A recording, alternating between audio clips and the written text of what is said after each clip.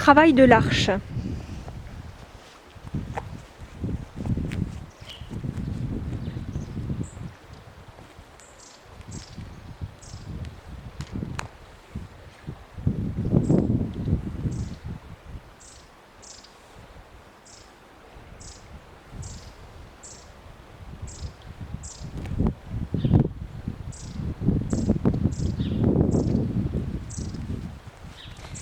Bien, dans le travail de l'arche, donc c'est comme une architecture en fait, hein. Il faut qu'on ait cette forme d'arche et pour cela on va pousser les genoux et les aines vers l'arrière. Donc on écarte bien les jambes sans forcer.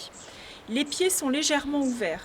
Je vous ai montré les pieds fermés et le travail sera le même, c'est-à-dire que les genoux vont pousser légèrement à l'extérieur à partir en fait des hanches. Alors que les pieds vont être fermés. Quand on travaille cette version avancée de l'arche, on va faire tout le travail d'ouverture des genoux et des hanches, mais également on va appuyer sur le gros orteil. Voilà, donc c'est une position qui est difficile. Pour que ce soit un peu plus facile, et on fait ça quand on commence bien sûr, on va ouvrir légèrement les pieds, mais pas trop non plus. Je vais vous montrer parce que sinon on ne va pas pouvoir faire ce travail de l'arche. Si j'ouvre trop les pieds, c'est très compliqué en fait, hein. Je peux pas vraiment correctement travailler, je perds la notion de l'arche. Je mets mon pied à 45 degrés, je m'assois et j'ouvre. Voilà.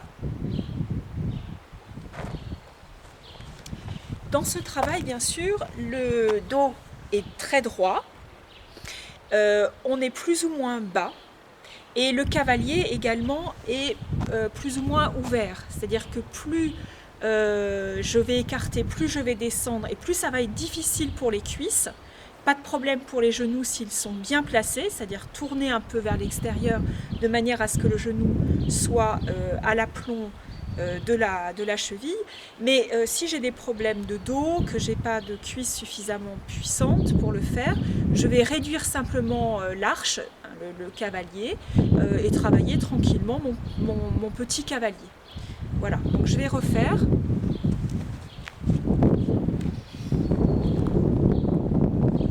On ouvre, on s'assoit. Je peux fermer les pieds.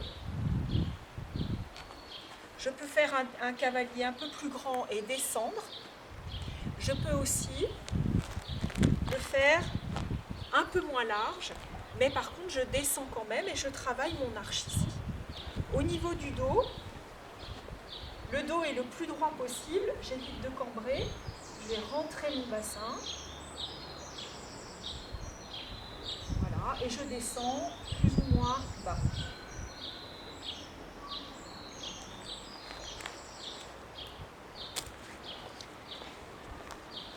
Au début, on travaille l'arche avec le genou qui pousse à l'extérieur.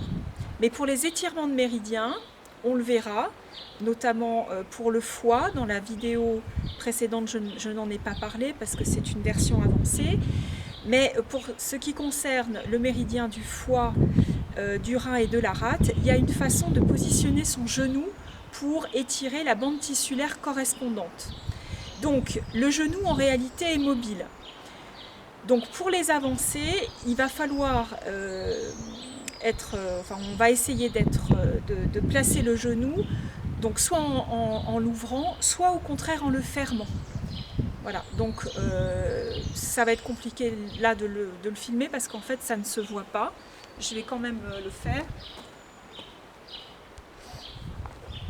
Le genou ici est ouvert et je peux, en essayant de garder l'arche, placer mon genou à l'intérieur, comme ceci. Mais cette partie-là reste ouverte. Voilà, donc ouvert et fermé.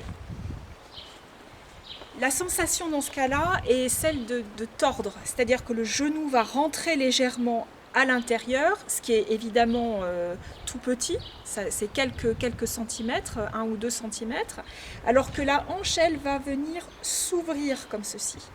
Il ne faut pas oublier quand on fait ce travail-là de bien placer ses pieds. C'est-à-dire que les orteils vont tous coller le sol.